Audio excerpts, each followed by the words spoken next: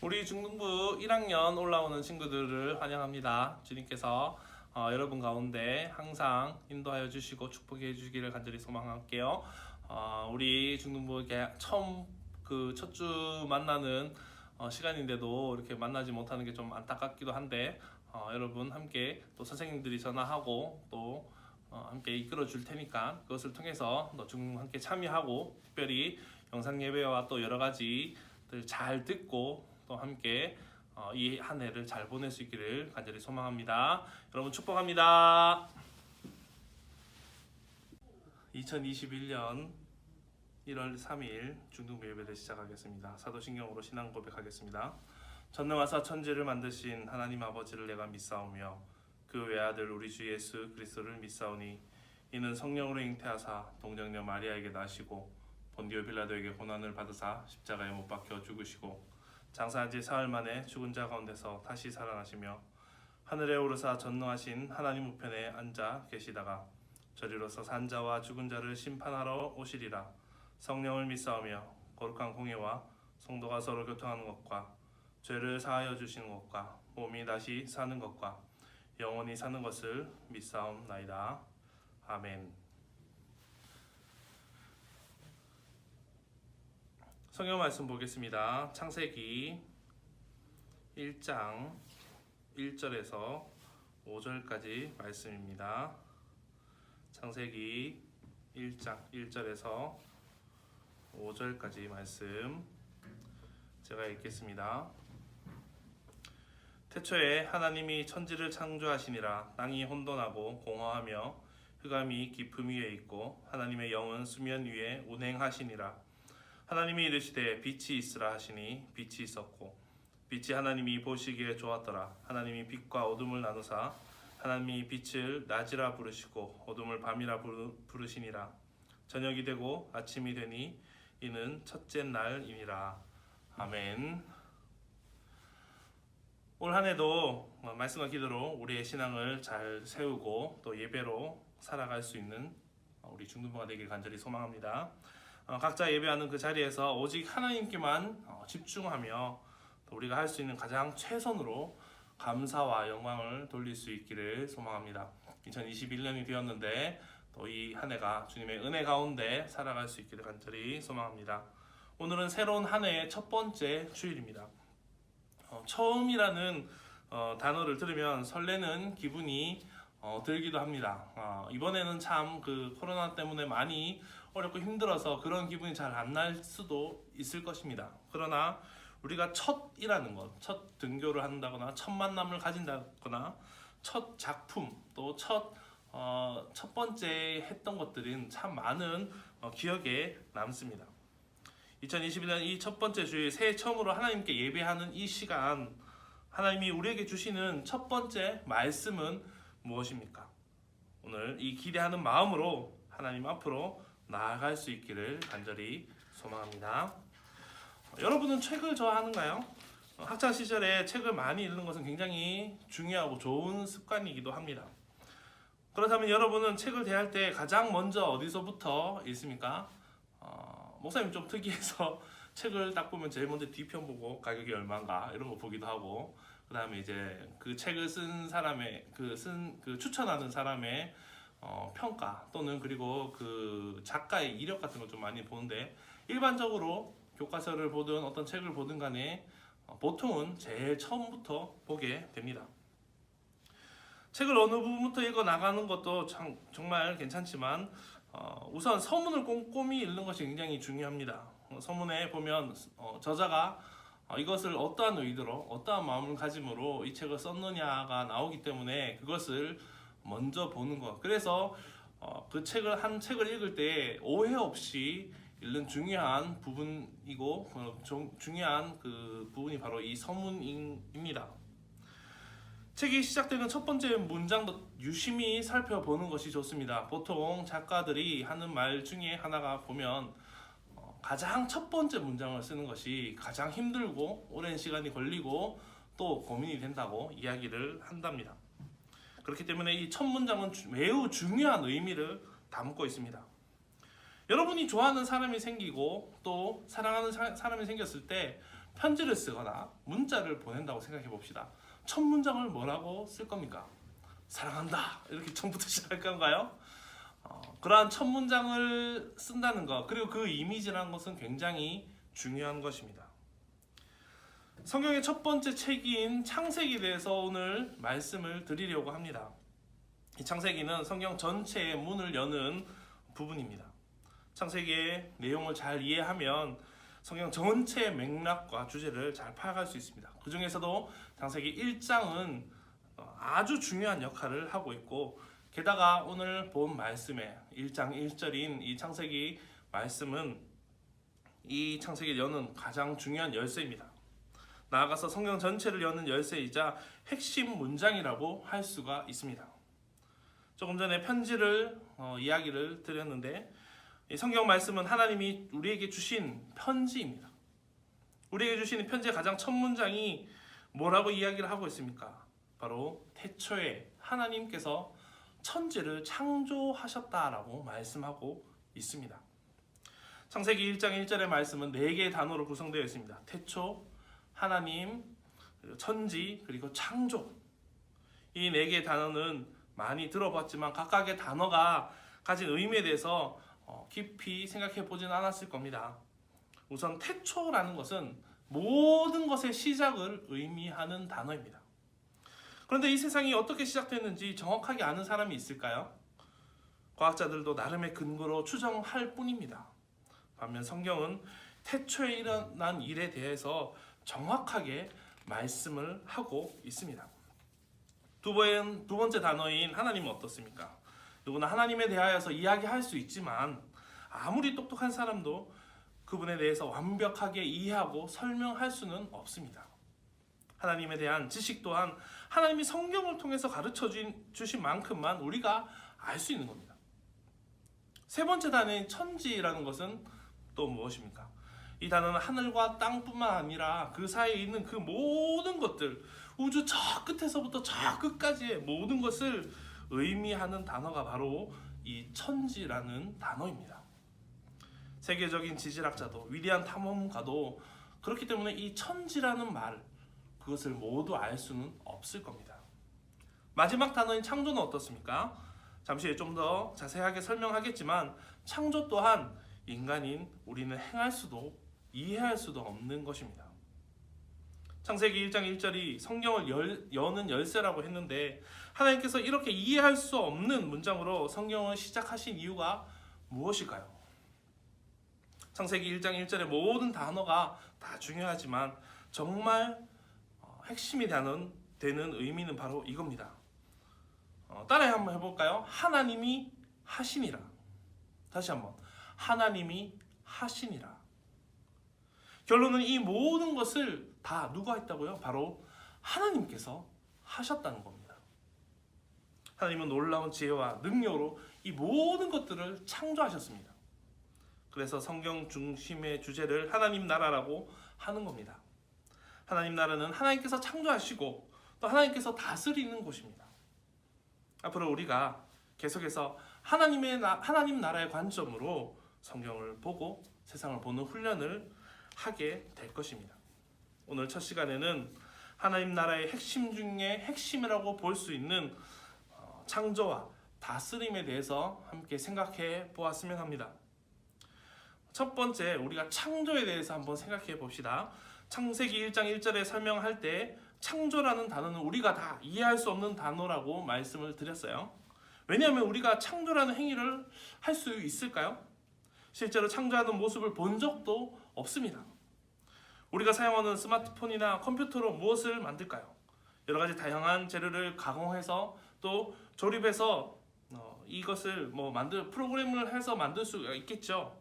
그리고 원초적으로 생각해 봅시다. 스마트폰을 어떻게 창조했습니까? 어떻게 컴퓨터를 만들었습니까? 이것도 기존의 천지에 온 세상에 있는 그 지구에 있는 모든 그 재료들을 가지고 와서 스마트폰을 만들고 컴퓨터도 만들었죠. 그래서 그 모든 것들이 하나님이 아니었으면 애초에 우리는 그것을 프로그래밍하고 사진을 찍고 영상을 만드는 그 자체가 할 수 없는 것임을 우리는 기억해야 할 것입니다. 여러분이 지금 앉아 있는 의자나 그리고 저 밖에 혹시나 보인다면 밖에 있는 나무들, 하늘도, 구름도 저절로 생긴 것은 없습니다. 씨앗이 심겨지고 뿌리가 뿌리가 내리고 또 싹을 틔우고 자라고 자라서 커다란 나무가 되는 것이죠. 작은 씨앗이 먼저 존재했기 때문에 커다란 나무가 될 수 있는 것입니다. 그렇다면 그 모든 것의 원재료가 무엇입니까? 우리가 볼 수 있고 만질 수 있는 이 세상의 모든 것들은 어떠한 재료들을 결합하고 또 가공하여서 만든 것일 겁니다.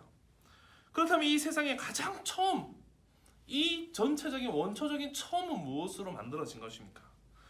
성경은 그것을 바로 하나님께서 말씀으로 이 세상을 창조하셨다고 말씀하고 있는 것입니다.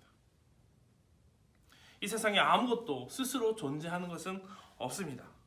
하나님께서는 그러한 아무것도 없는 때에 스스로 계셨고 하나님께서 말씀으로 이 세상을 창조하신 것입니다.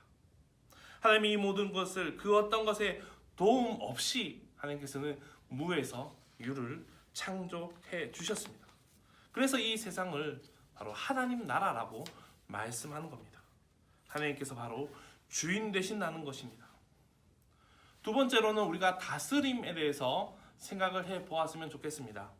어떤 사람들은 이야기합니다. 하나님이 이 세상을 만드셨을 수는 있지만 그 후에는 자연 법칙을 부여하여서 저절로 진행되도록 하시고 그 다음부터는 손을 완전히 놓았습니다. 하나님께서 그 다음부터 한 게 있습니까? 라고 하는 사람들이 있습니다. 만약 하나님께서 이 세상을 다스리신다면 절대 자연이 파괴되거나 세상의 질서가 무너지는 것을 방치하지는 않으셨을 것이라는 주장에서 이 주장은 비롯된 것입니다. 그러나 하나님이 세상을 만드신 후에 다스리지 않으실까요? 그저 알아서 움직이도록 니들 알아서 해라 라고 하신 것입니까? 이것은 마치 이런 것입니다. 시계를 만드는데 평생을 바친 시계의 장인이 있었습니다. 수십 년 동안 시계를 조립하고 고치다 보니 이제 눈 감고도 시계를 수리하는 경지에 오르게 되었습니다. 그러다 어느 날 이분이 노안이 와서 앞을 못 보게 된 것입니다. 이 장인은 앞으로는 시계를 더 이상 계속 만들고 수리할 수는 있겠지만 현재 시간을 알기 위해서 시계를 볼 일이 있을까요? 시력의 이상으로 시간을 이제 더 이상 확인하지 못하니 더 이상 시계를 볼 필요가 없겠죠. 그런데 하나님을 마치 이 눈먼 시계공과 같은 분으로 오해하는 사람들이 참 많이 있습니다. 만들어 놓긴 하였지만 더 이상 이 세상에 관심이 없고 관여도 하지 않으신다고 생각하는 겁니다. 그러나 우리 하나님께서는 손수 창조하신 이 세상을 향하여서 단 한 번도 눈을 뗀 적이 없음을 우리는 기억해야 합니다. 그 어느 것도 하나님의 다스림에서 벗어나는 일이 없음을 우리가 기억했으면 좋겠습니다. 그리고 이러한 다스림은 우리에게도 동일하게 적용됩니다. 하나님은 우리를 정말로 사랑하셔서 우리를 향해서 단 한 번도 눈을 떼지 않으시고 관심을 거두지 않으시고 사랑의 시선으로 우리를 바라보시고 또 다스리고 계시는 분이십니다. 어떠한 사람은 이러한 하나님의 다스림이 부담된다고 할지도 모릅니다. 또 어떤 사람은 그러한 관심 난 싫어요, 난 도망치고 싶어요 라고 할지도 모릅니다. 그러나 이 세상의 주인이신 하나님께서는 우리를 다스리고 지키신다는 사실이 우리에게 어마어마한 축복이자 은혜임을 우리가 기억할 수 있어야 할 것입니다. CCTV가 범죄자에게는 굉장히 싫은 도구일 것입니다.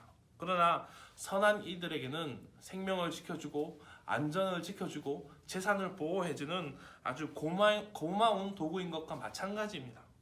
하나님 말씀 어기고 하나님을 무시하고 살려는 사람들에게서는 그 시선이 너무나도 부담스럽고 도망치고 싶은 눈길일 겁니다.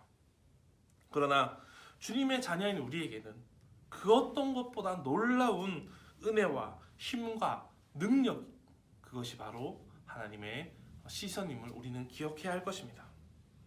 하나님이 이 세상을 창조하셨고 지금도 앞으로도 영원히 다스린다는 것을 기억하기를 바랍니다. 그래서 하나님께서